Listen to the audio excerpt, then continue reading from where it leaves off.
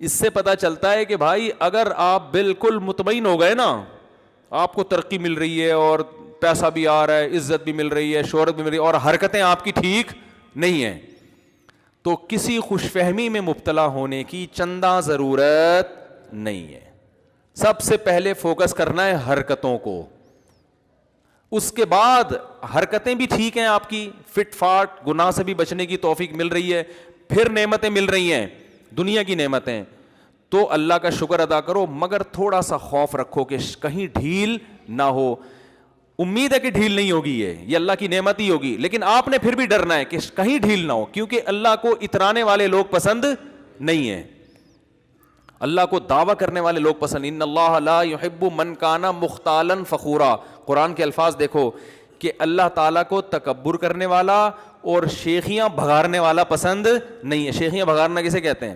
ابے اب تو اللہ کا بڑا فضل ہے, اب تو الحمدللہ سب کام سیٹ ہو رہے ہیں, اور اللہ دیکھا میں نے وہ تہجد پڑھی تھی, اس کا کیسا زبردست. تو لیبل شکر کا ہوتا ہے, اگر واقعی دل سے شکر ادا کر رہا ہے پھر تو ٹھیک ہے, لیکن لیبل شکر کا ہوتا ہے حقیقت میں شو بازی. حقیقت میں کیا ہوتی ہے؟ شو بازی, کہ یہ بھی ہے, یہ بھی ہے, یوں بھی ہے. تو اللہ کو جو شیخیاں بھگارنے والے ہو گئے نا, میں یوں ہوں, آج بہت سے لوگ اس طرح بات, میں یوں ہوں, میں یوں ہوں, میں یوں ہوں, یہ الفاظ اللہ کو پسند نہیں ہے. حضرت موسیٰ نے ایک دفعہ کہہ دیا تھا, بنی اسرائیل نے پوچھا تھا کہ سب سے بڑا عالم کون ہے, حضرت موسیٰ نے فرمایا میں ہوں, اور بالکل صحیح فرمایا تھا. لیکن اللہ کو آپ کا یہ جواب پسند, انداز پسند نہیں آیا, کہ بے شک آپ ہیں لیکن فوراً یہ نہ بول دیں کہ میں سب سے بڑا ہوں. یہ الفاظ ورڈنگ, آج الفاظ کی کوئی وہی نہیں ہے نا, کوئی بھی کچھ بھی منہ سے نکال دو. تو یہ میں یوں, میں اس طرح کا, یہ چیزیں اللہ کو پسند نہیں ہے. حدیث میں آتا ہے اللہ نے کہا کہ یہ کیوں نہیں کہا کہ سب سے بڑا کون ہے؟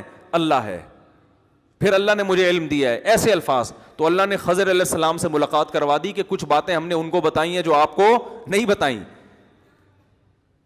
تو ساری چیزیں ہم نے آپ کو نہیں بتائی ہیں.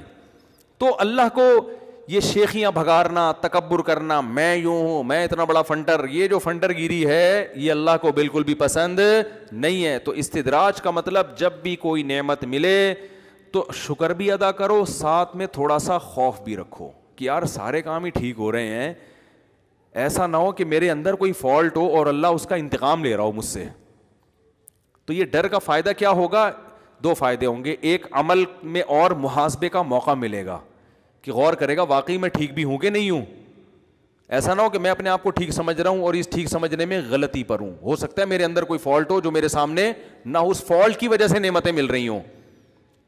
لوگ پتہ ہے کیا دیکھ رہے ہوتے ہیں, جب ٹینشنیں آتی ہیں تو کہتے ہیں یار میرے اندر کوئی فالٹ ہوگا جو ٹینشنیں آ رہی ہیں. بھائی خوشیاں آ رہی ہیں تو بعض دفعہ ٹینشنوں کی وجہ سے خوشیاں آ رہی ہوتی ہیں, سوری برائیوں کی فالٹ ہوتا ہے اس کی وجہ سے خوشیاں آ رہی ہوتی ہیں, بعض دفعہ ایسا بھی ہوتا ہے.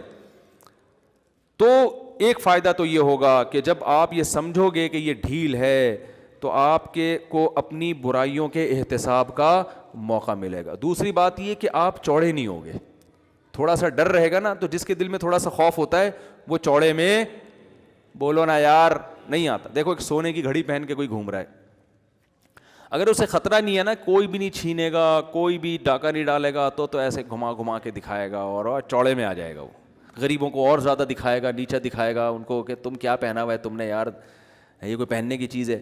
لیکن اگر اسے ڈر ہے کہ بھائی گلی محلے میں ڈاکو چور بھی گھوم رہے ہیں جو چھین سکتے ہیں, اس خوف کا نتیجہ ہی نکلے گا کہ پہنے گا لیکن آستین کیا کرے گا, اوپر رکھے گا. کبھی کبھار تھوڑی سی شو بھی مارے گا, پھر ڈرے گا بھی یار یہ شو کہیں مہنگی نہ پڑ جائے. تو جس عمل سے خوف بالکل نکل جاتا ہے اس عمل کا نقصان یہ ہوتا ہے کہ انسان تکبر اور اترانے میں آنا شروع ہو جاتا ہے. تو اس لیے جب بھی دیکھو جو اللہ کے نافرمان ہیں ان کو تو استدراج اور یہ ڈھیل کیا ہے ان چیزوں سے کوئی دلچسپی ہے ہی نہیں. وہ کہتے ہیں جاؤ یار عیاشی کرو, کیا اللہ کی نعمت اور کیا عذاب, یہ سب چیزیں یہ تو پرانے قصے ہیں. لیکن جو اللہ کے ماننے والے لوگ ہیں نا وہ ہر وقت ڈرتے رہتے ہیں.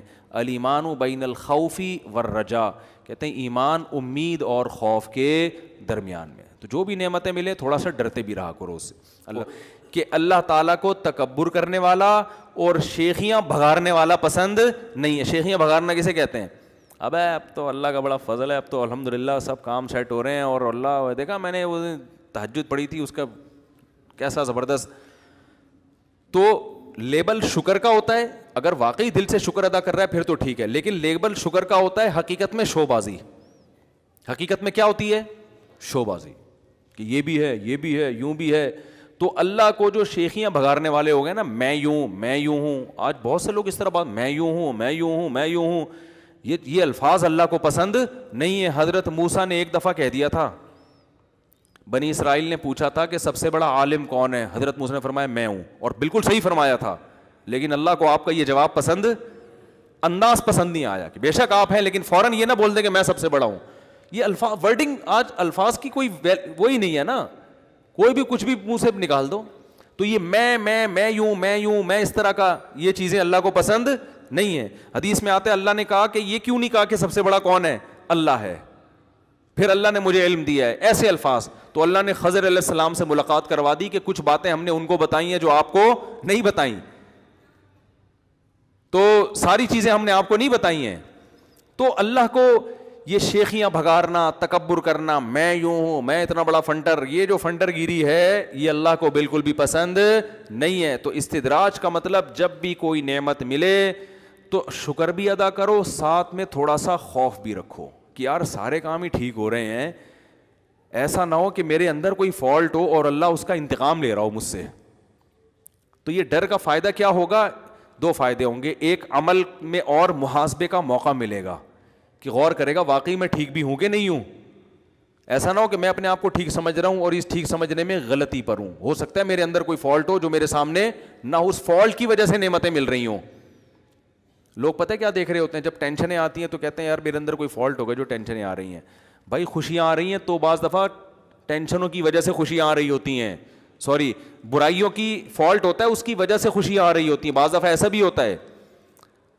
تو ایک فائدہ تو یہ ہوگا کہ جب آپ یہ سمجھو گے کہ یہ ڈھیل ہے تو آپ کے کو اپنی برائیوں کے احتساب کا موقع ملے گا. دوسری بات یہ کہ آپ چوڑے نہیں ہوگے, تھوڑا سا ڈر رہے گا نا, تو جس کے دل میں تھوڑا سا خوف ہوتا ہے وہ چوڑے میں بولو نا یار نہیں آتا. دیکھو ایک سونے کی گھڑی پہن کے کوئی گھوم رہا ہے, اگر اسے خطرہ نہیں ہے نا, کوئی بھی نہیں چھینے گا, کوئی بھی ڈاکہ نہیں ڈالے گا, تو ایسے گھما کے دکھائے گا اور چوڑے میں آ جائے گا. وہ غریبوں کو اور زیادہ دکھائے گا, نیچا دکھائے گا ان کو کہ تم کیا پہنا ہوا ہے تم نے یار, یہ کوئی پہننے کی چیز ہے.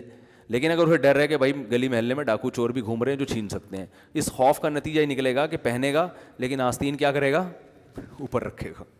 کبھی کبھار تھوڑی سی شو بھی مارے گا, پھر ڈرے گا بھی یار یہ شو کہیں مہنگی نہ پڑ جائے.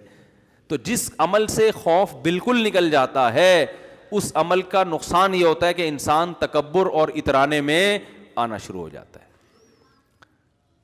تو اس لیے جب بھی دیکھو جو اللہ کے نافرمان ہیں ان کو تو استدراج اور یہ ڈھیل کیا ہے, ان چیزوں سے کوئی دلچسپی ہے ہی نہیں. وہ کہتے ہیں جاؤ یار عیاشی کرو, کیا اللہ کی نعمت اور کیا عذاب, یہ سب چیزیں یہ تو پرانے قصے ہیں.